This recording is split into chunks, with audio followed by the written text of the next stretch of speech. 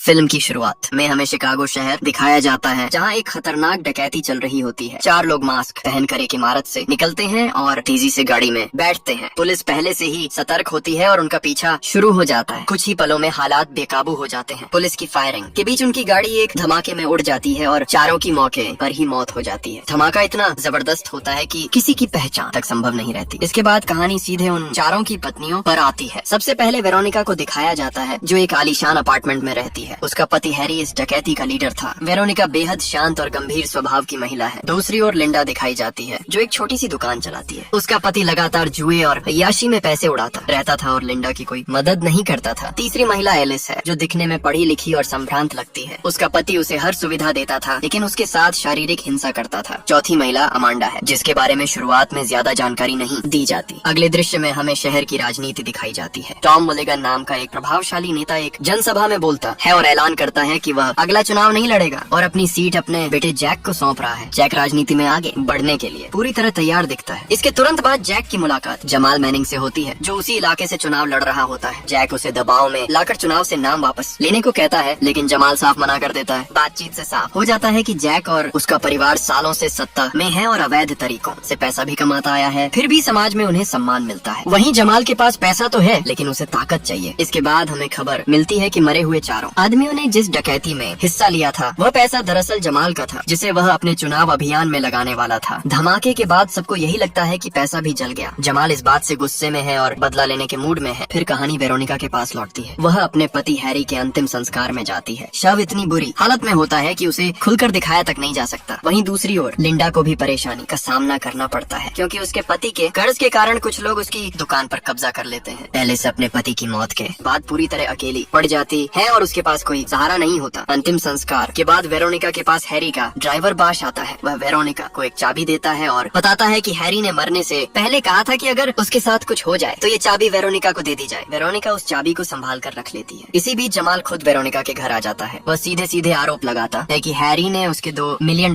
चुराए थे। वेरोनिका कहती है कि उसे इस बारे में कुछ भी नहीं पता, लेकिन जमाल उसकी बात मानने को तैयार नहीं होता। वह धमकी देता है कि 1 महीने के अंदर उसे पैसे चाहिए, चाहे वेरोनिका को अपना घर ही क्यों न बेचना पड़े। वह यह भी साफ कर देता है कि वेरोनिका पुलिस के पास नहीं जा सकती, क्योंकि वह एक अपराधी की पत्नी है। जमाल के जाने के बाद वेरोनिका पूरी तरह टूट जाती है। उसी रात वह उस प्राइवेट लॉकर के ऑफिस जाती है, जिसकी चाबी हैरी ने छोड़ी थी। लॉकर खोलने पर उसे वहाँ एक डायरी और कुछ कागजात मिलते हैं। डायरी में हैरी की अगली डकैती की पूरी योजना लिखी होती है। साथ ही एक घर का नक्शा और कुछ तस्वीरें भी होती हैं। वेरोनिका समझ जाती है कि ये कोई साधारण योजना नहीं थी। डायरी और कागजात देखने के बाद वेरोनिका पूरी रात सो नहीं पाती। उसे साफ समझ आ जाता है कि हैरी ने अपनी मौत से पहले अगली चोरी का पूरा प्लान तैयार कर रखा था। अगली सुबह वह डायरी को फिर से ध्यान से पढ़ती है और नोटिस करती है कि ये चोरी करीब $5 मिलियन की हो सकती है। वेरोनिका ये भी समझ जाती है कि अगर वह ये चोरी कर लेती है तो जमाल के पैसे लौटाए जा सकते हैं और बाकी रकम से वह खुद को और दूसरी औरतों को इस मुसीबत से बाहर निकाल सकती है। दूसरी तरफ लिंडा की हालत और खराब हो जाती है। दुकान अब उसके हाथ से निकल चुकी होती है और वह मजबूर होकर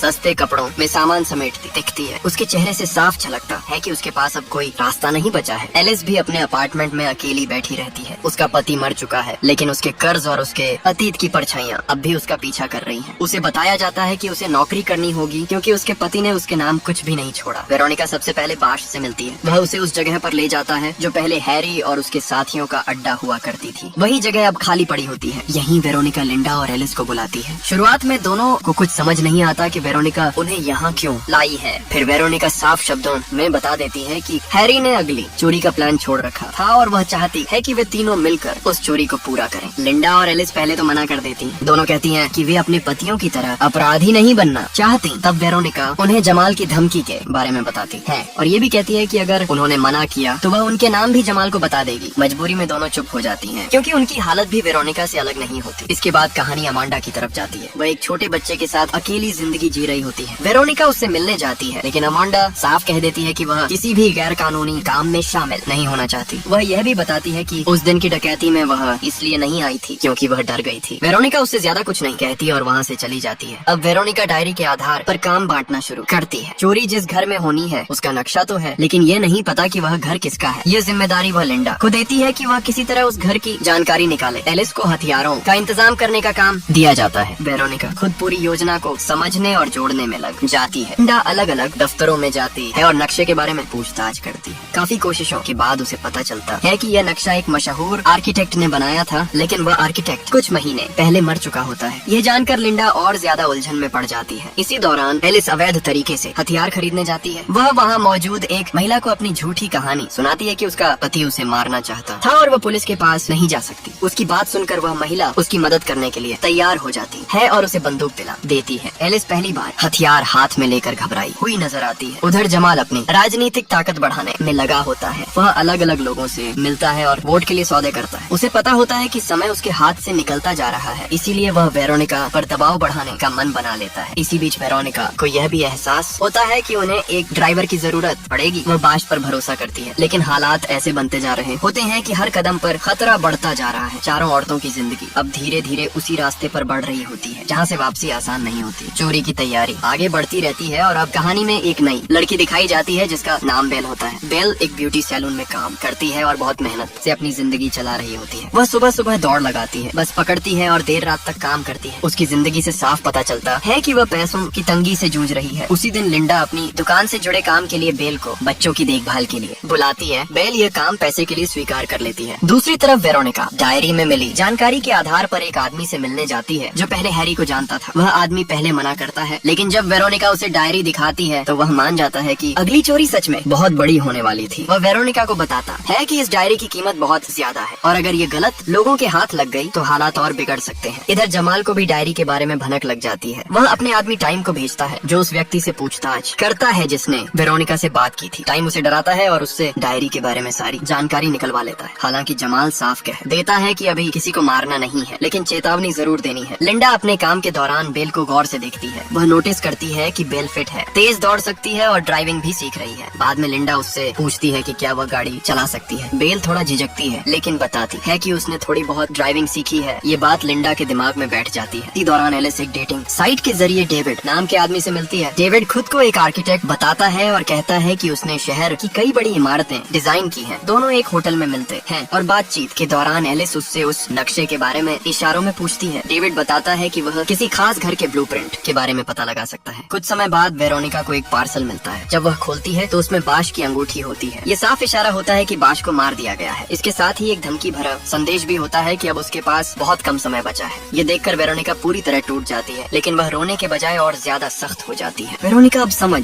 जाती है कि पीछे हटने का कोई रास्ता नहीं है। वह लिंडा और एलिस को बुलाकर साफ शब्दों में बताती है कि यह मामला अब जान का बन चुका है। वह उन्हें यह भी बताती है कि ड्राइवर के बिना चोरी संभव नहीं है। इसी बीच एलिस को डेविड से खबर मिलती है कि उसने उस घर का पता लगा लिया है जिसके ब्लूप्रिंट डायरी में थे। वह घर किसी आम आदमी का नहीं बल्कि जैक का होता है। ये जानकर तीनों हैरान रह जाती हैं, क्योंकि जैक वही आदमी है जो चुनाव लड़ रहा है और जिसके परिवार का शहर में बहुत दबदबा है। अब सबको समझ आ जाता है कि ये चोरी सिर्फ पैसों की नहीं बल्कि ताकत की भी होने वाली है। वे तीनों चुपचाप हालात को स्वीकार करती हैं और अगला कदम सोचने लगती हैं। कहानी इस मोड़ पर पहुंच जाती है जहां खतरा पहले से कहीं ज्यादा बढ़ चुका होता है। जैसे ही ये साफ हो जाता है कि ब्लूप्रिंट वाला घर जैक का है, वेरोनिका, लिंडा और एलिस के लिए हालात और ज्यादा गंभीर हो जाते हैं। वे समझ जाती हैं कि यह घर साधारण नहीं होगा और वहाँ सुरक्षा भी कड़ी होगी। इसके बावजूद उनके पास पीछे हटने का कोई रास्ता नहीं होता। वेरोनिका डायरी के पन्नों को फिर से ध्यान से पढ़ती है और चोरी की टाइमिंग, रास्तों और अंदर की व्यवस्था को समझने की कोशिश करती है। लिंडा बच्चों की देखभाल के बहाने बेल को दोबारा अपने घर बुलाती है। इस बार वह सीधे उससे ड्राइविंग के बारे में बात करती है। बेल साफ बता देती है कि उसे ड्राइविंग आती है और वह जरूरत पड़ने पर गाड़ी चला सकती है। दूसरी तरफ एलिस और डेविड के बीच दूरी बढ़ने लगती है। एलिस को एहसास होने लगता है कि डेविड पर भरोसा करना खतरे से खाली नहीं है। जब वेरोनिका को पता चलता है कि एलिस ने ब्लूप्रिंट के बारे में डेविड से बात की है तो वह उस पर गुस्सा हो जाती है। दोनों के बीच बहस होती है और बात हाथापाई तक पहुंच जाती है। बहस के दौरान वेरोनिका एलिस को सच बताती है कि जमाल ने बाश को मरवा दिया है और अब उनके पास वक्त बहुत कम है। यह सुनकर एलिस टूट जाती है और वेरोनिका को गले लगा लेती है। इस दौरान बेल फिर से डेविड से मिलती है। डेविड उसे बताता है कि वह शहर छोड़कर शंघाई जा रहा है और चाहता है कि बेल उसके साथ चले। वह उसे बेहतर जिंदगी और ज्यादा पैसों का लालच देता है। बेल कुछ देर सोचती है, लेकिन आखिरकार मना कर देती है, क्योंकि उसे पता होता है कि कुछ दिनों में चोरी होने वाली है। अब वेरोनिका खुद जैक के घर की रेकी करने जाती है। वह बहाने से अंदर घुसती है और सिक्योरिटी रूम को देखती है। उसे पता चलता है कि घर में सिर्फ एक ही सिक्योरिटी गार्ड रहता है। वह ऊपर जाती है और एक बड़े नक्शे को देखती है जो पूरे शहर का होता है। वेरोनिका तुरंत समझ जाती है कि उसी नक्शे के पीछे तिजोरी छिपी हुई है। एक कर्मचारी उसे देख लेता है तो वेरोनिका बाथरूम का बहाना बनाकर वहाँ से निकल जाती है। उसी वक्त जैक और उसके पिता के बीच बहस चल रही होती है। वे चुनाव और टीवी डिबेट को लेकर बैठकर झगड़ रहे होते हैं। जैक अपने पिता से कहता है कि उसने अपने कैंपेन मैनेजर को निकाल दिया है। माहौल से साफ दिखता है कि उनके रिश्ते ठीक नहीं हैं। बाहर वेरोनिका को एक सिक्योरिटी वैन दिखती है जिस पर वही कंपनी का नाम होता है जिसका लिफाफा डायरी में मिला था। वह इस बात को अपने दिमाग में नोट कर लेती है। अब उसे पूरा यकीन हो जाता है कि चोरी का रास्ता वही है जो हैरी ने प्लान किया था। तैयारी अब आखिरी दौर में पहुंचने लगती है और सभी जानते हैं कि अगला कदम उनकी जिंदगी हमेशा के लिए बदल देगा। जैसे ही चोरी का दिन करीब आता है, चारों औरतें पूरी तैयारी में जुट जाती हैं। वेरोनिका, लिंडा, एलिस और बेल अब एक टीम की तरह काम करने लगती हैं। वेरोनिका डायरी की हर डिटेल को ध्यान में रखती है और चारों को हर छोटी छोटी बात समझाती है। उन्हें पता होता है कि घर में सुरक्षा काफी कड़ी होगी, इसलिए हर कदम सोच समझ कर उठाना होगा। लिंडा बेल को ड्राइविंग और पैकिंग का काम सिखाती है। बेल तेजी से सीखती है और छोटी छोटी गलतियों को सुधार लेती है। एलिस हथियार और अंदर की सुरक्षा की जानकारी इकट्ठा करती है। वेरोनिका बाहर से गार्ड्स और कैमरों की स्थिति को नोट करती है। चारों मिलकर योजना के हर हिस्से को दोहराती हैं ताकि कोई गलती न हो। जैक के घर के आसपास की रेकी भी शुरू हो जाती है। वेरोनिका एक दिन पहले वहां जाकर देखती है कि घर के बाहर 2 सुरक्षा गार्ड कार में बैठे हैं। कैमरे कुछ निर्माण कार्यों से ढके हुए हैं जिससे उनका ध्यान कम होगा। अंदर जाकर वेरोनिका चुपचाप दरवाजों और खिड़कियों की स्थिति देखती है। वह नोट करती है कि घर खाली है क्योंकि सभी सदस्य उस दिन डिबेट में गए हुए हैं। रात को चोरी का दिन आता है। चारों औरतें अपने अपने हिस्से के काम के लिए निकलती हैं। बेल वैन लेकर घर के सामने खड़ी होती है। लिंडा और एलिस घर के पीछे के रास्ते से अंदर जाती हैं। घर के पीछे से अंदर जाते ही उन्हें सामने एक सुरक्षा गार्ड दिखता है। एलिस चुपचाप गार्ड को बेहोश करती है और उसे बांध देती है। तिजोरी तक पहुंचने का रास्ता काफी मुश्किल होता है। कई लॉक और सुरक्षा कोड होते हैं। वेरोनिका डायरी में लिखे कोड के अनुसार लॉक खोलने की कोशिश करती है, लेकिन पहले 2 कोड काम नहीं करते। तीसरी बार सही कोड डालने पर तिजोरी खुल जाती है। अंदर उन्हें ढेर सारे नोट और कैश दिखाई देता है। चारों जल्दी जल्दी बैग में पैसे भरने लगती हैं। ऐसे ही वे पैसे लेकर नीचे उतरती हैं।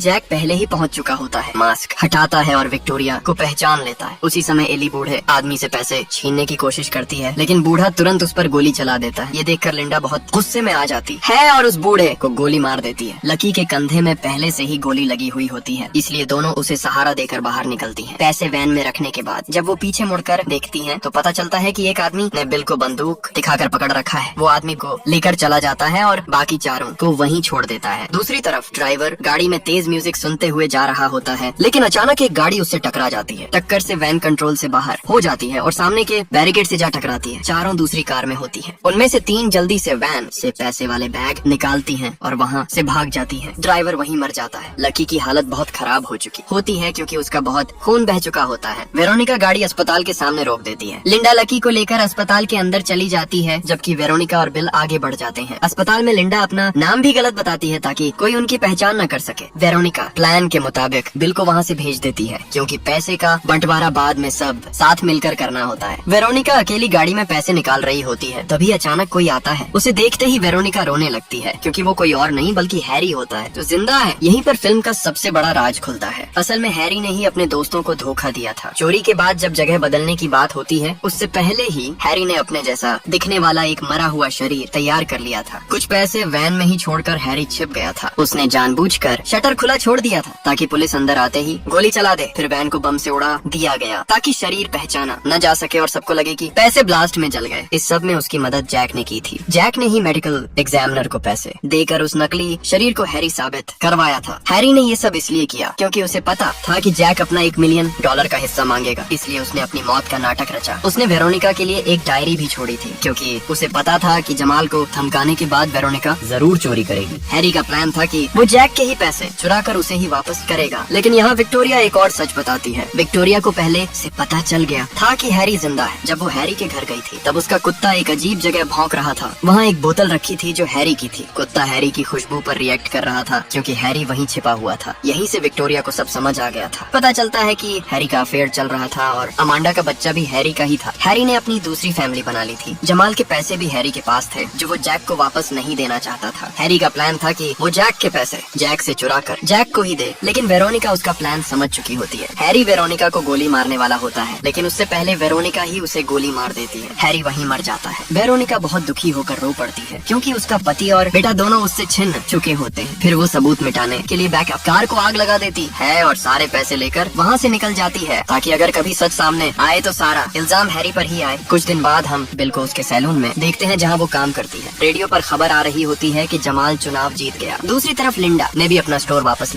लिया होता है और वो बहुत खुश होती है। कुछ देर बाद बिल एक रेस्तरां में आती है। दूर एक टेबल पर वेरोनिका बैठी होती है। दोनों एक दूसरे को देखती हैं। तभी एक आदमी वेरोनिका के पास आता है। वेरोनिका उसे पैसे देती है और अपने बेटे के नाम पर स्कूल में एक लाइब्रेरी बनवाने को कहती है। जब बिल वहाँ से निकलने लगती है, वेरोनिका उसे आवाज देती है। इसी पल के साथ ये कहानी खत्म हो जाती है।